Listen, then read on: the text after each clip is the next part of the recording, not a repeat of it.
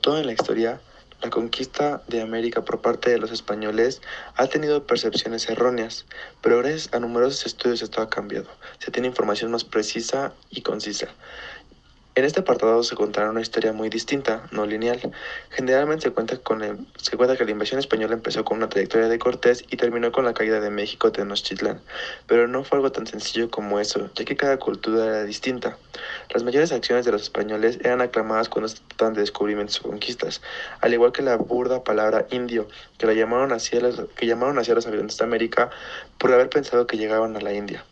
Primero exploraron los litorales del Golfo de México, por ejemplo Cuba, donde se consolidaron los primeros españoles. Se realizaron tres expediciones principales. Francisco Hernández de Córdoba lideró la primera, bordeó la península de Yucatán en 1517, pero fue rechazada por los mayas en Champotón, ya que era una cultura muy sólida, poderosa y rica. La segunda fue por Juan de Grijalva. Fue casi la misma expedición que Hernández de Córdoba, pero se llegó hasta la región huasteca en 1518. Fue aquí donde México Tenochtitlán tuvo el primer contacto con los españoles. La tercera fue a fines de 1518 por Alonso Álvarez de Pineda, que fue desde Florida hasta Panuco. Seguían el modelo depredador y burdo de todos los españoles. Cabe recalcar que Garay es un punto culminante de la primera y muy primitiva etapa de la presencia de los españoles en América. Al final, Hernando Cortés, que estuvo al mando de varias expediciones, es el conquistador de México.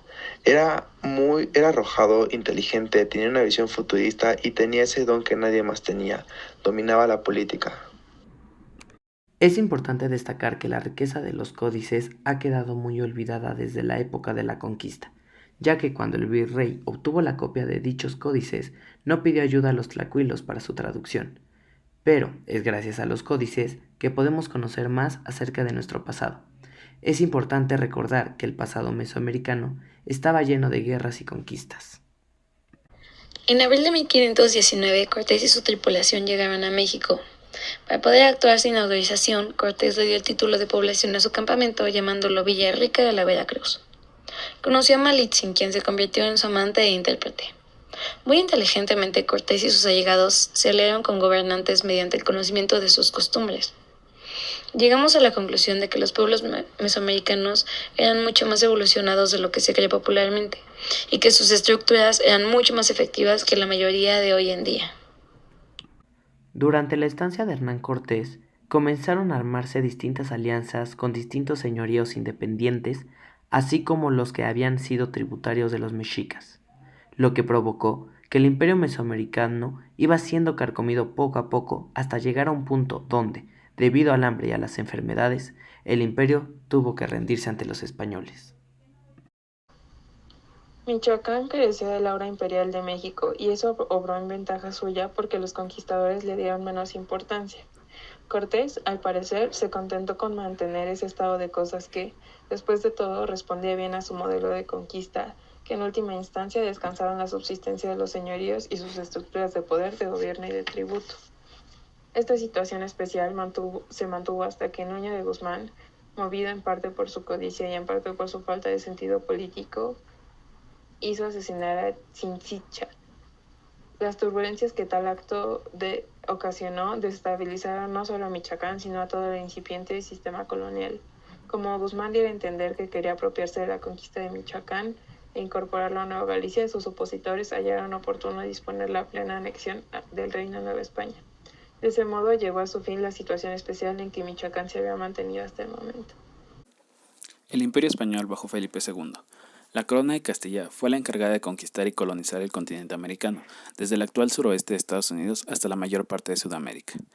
La base del imperio de Carlos I de España y V de Alemania fue la herencia recibida de sus abuelos, Maximiliano I, que incluía el imperio germánico, de su abuela María de Borgoña, los Países Bajos, de Felipe Católico, el Reino de Aragón y sus posesiones italianas, y de Isabel la Católica, los territorios castellanos, americanos y norteafricanos. Este era llamado el imperio en que nunca se pone el sol, debido a que al tener territorios en 4 continentes, siempre era de día en alguna parte de su territorio. Al morir dejó parte de su hermano Fernando, el imperio de los Habsburgo, y a su hijo Felipe II el resto, mientras que de su madre Felipe II recibió el imperio portugués, que incluía sus posesiones en América, África y Asia. A la muerte de Felipe II se perdió parte del territorio, pero aún así, en el siglo XVIII, el Imperio Español contaba con 20 millones de kilómetros cuadrados. En el mapa se puede apreciar en color amarillo la herencia de Carlos V a su hijo, en verde la de Isabel de Portugal a su hijo, y en morado la parte que le correspondió a su tío Fernando. En el mapa se aprecian dos etapas de la conquista, la primera en naranja de 1519 a 1524, en donde se puede ver que después de la caída de Tenochtitlán fue relativamente sencillo conquistar la parte central de México y hasta la región del Soconusco, mientras que la segunda comprende de 1525 a 1555, en donde ampliaron el territorio conquistado en mayor parte hacia la península de Yucatán, pero también hacia partes de Aridoamérica. Esta diferencia se debe a que los pueblos de Aridoamérica hicieron frente a los ejércitos españoles y era un territorio poco favorable. El avance hacia el norte fue producto de actividades mineras, ganaderas y misioneras.